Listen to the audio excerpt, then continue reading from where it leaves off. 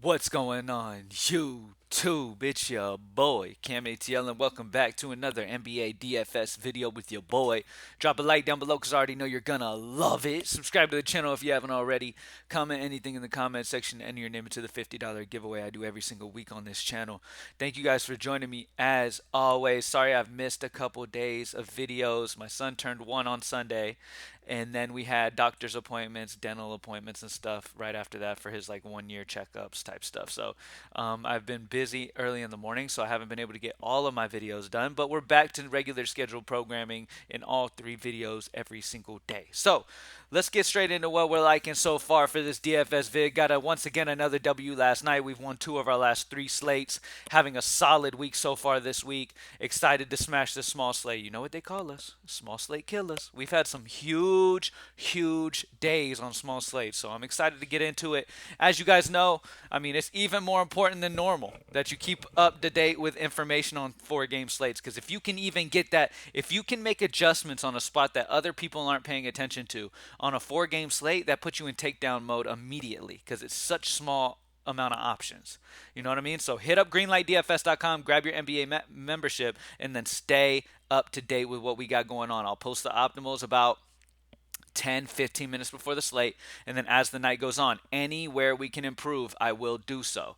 And on four-game slates, it's vital. Okay, because if we can, like I said, if we can get that one update that nobody else is paying attention to or doesn't get in time, that'll be a huge difference maker, and that's what'll put us at takedown range. All of our takedowns that we've all gotten throughout the DFS, that we've gotten throughout NBA DFS, have always been clutch updates. That's just how it goes. So let's go ahead and get straight into this slate for today. It is a four-game slate. So let's get into what we got so far. So first and foremost, won me some money last night, so I got to go back to him. Tyrese Maxey. Now, my thought process here is Embiid missed yesterday, so I'm expecting him to probably not be able to make it today. I mean, he probably just won't play on this road trip, and they'll probably relax him until they get back home. So that's my feel on it. I don't know though. He's questionable right now, so I don't know. No matter what, at 4-9, Tyrese Maxey will be in play. So I wanted to play him anyway, and if Embiid misses, his usage will skyrocket, and he will be an amazing play. So I wanted to put him into the high five because he is a big piece of what I'm looking at today on today's slate. And obviously, Embiid's situation will be a major impact. But honestly, I feel like no matter how that works, if Embiid plays or not, I think Maxey's a solid play either way. Got me some money last night. And if Embiid misses, he will become a lock at 4-9. So I love him. I love that price. And like I said, my gut on it, I mean, I don't know 100%. They could have rested him yesterday so that he can play this one. Or he really was just hindered by that yesterday. And today I would expect no better. You know what I mean? I'd expect him to probably sit today as well and just, rest during this road trip. So we'll see. But anyway, next play that I'm liking today is going to be Buddy Hield. Buddy Hield is a big part of what I like today because I love the Pacers and Spurs. That's the number one game that I'm looking at here. The Pacers and Spurs, I really love. Okay, pay attention because we've got Halliburton questionable, we've got Keldon Johnson questionable. You have Devin Vassell coming back, but he's probably not going to play his normal workload. But we'll see. But either way, we've got some question marks in that game in what should be the one of the better fantasy sport games of the day. Okay, so definitely keep an eye on that. But Buddy Hield at 5-6 feels too cheap for me in a very plus matchup against the Spurs. Love Buddy Hield, and especially if Halliburton was to miss. I mean, you got to lock him in at that point. Another pacer, because I'm not kidding, I love this game, is Miles Turner. Miles Turner is having a fantastic year. And going against the Spurs here is a fantastic matchup here. Obviously, Podol is gone from the Spurs now, and Miles Turner should be able to do what he wants down low here. And like I said, it's a very fantasy-friendly matchup. It's a great matchup in general. Really love this spot for Miles Turner in this one. So a couple more we got to go.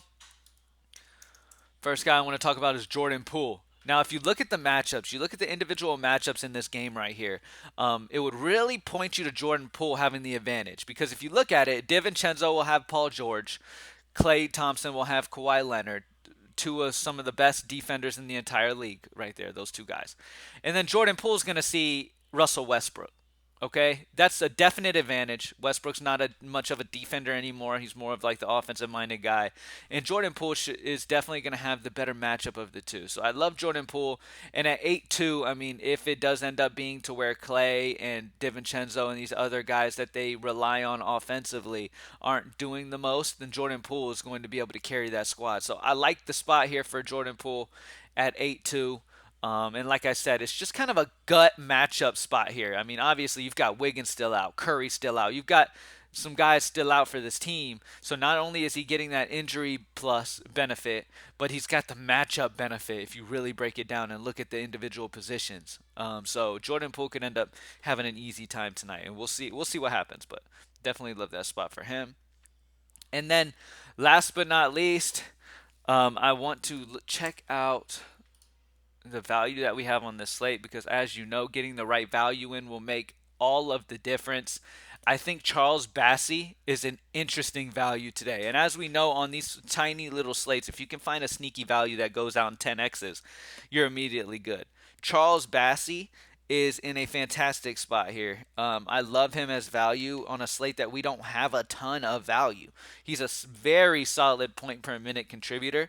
When he gets minutes, I mean, he does his thing. I mean, on average, he's going to get you 15 to 20 minutes. So this dude's not going to kill you and get a ton of minutes. But the last 5 games, he's gotten 13, 14, 19, 15, and 21 minutes. He's gotten 17 DraftKings points, 26, 30, 14, and then 28. So he's gotten 3 of his last 5 over 25 DraftKings points at 15 to 20 minutes. Okay? And at the end of the day, with Podol gone and with the size of the Pacers with Miles Turner down low, I just think we see about that 20, close to that 20-minute mark, maybe a little more. And I would not be surprised to see 30 DraftKings points out of Bassey tonight. So we will see, obviously. As the day goes on, more value will pop, all of that stuff. I mean, Daylon Wright, pay attention to that if Monte Morris misses. And Dante DiVincenzo pops as solid value, even though the matchup individually might not be the greatest. Trey Jones is back in a plus matchup. Make sure he is, in fact, good to go. But, yeah, so as of right now, this is what I'm feeling. I've got Tyrese. There's a lot of question marks early on right now. We've got Tyrese Maxey. Not sure on Embiid's situation. I'm leaning towards him missing at the moment, but I don't know. He's questionable. And like I said, the reason I'm expecting him to miss is because he missed last night. And my take on is he's either they're either rested him on the first end of the back-to-back because they're going to play him tonight against Dallas, or they're just going to rest him on this road trip. So we'll see what happens. But Tyrese Maxey, fantastic play, even if Embiid's active. This should be a competitive game right here, and at 4-9, that's too cheap. Jordan Poole, like I said, the individual matchups in this game right here is just really edges Jordan Poole at home in Golden State today, with DiVincenzo seeing a lot of Paul George and Klay Thompson seeing a lot of Kawhi. This is an interesting spot for sure. And then Buddy Hield from the Pacers, Miles Turner from the Pacers, and then running it back with a value play from the Spurs. Love that Pacers-Spurs game, especially if Halliburton misses. We're going to have some value, okay? So pay attention to that, obviously. Nemhard's going to pop big time at 3-5 if he misses. So obviously pay attention to that. That's going to be big news. And like I said, on 4-game slates especially, our key is to making clutch updates after the slate starts that other people aren't paying attention to. So it's like some injury news that might pop later that we're able to really take advantage of. So definitely pay attention. Hit up greenlightdfs.com. Grab your NBA access memberships. Get your prize picks entered from the NBA player prop tool. And let's get this money tonight. Thank you guys for joining me as always. Let's get it. I'm out. Peace.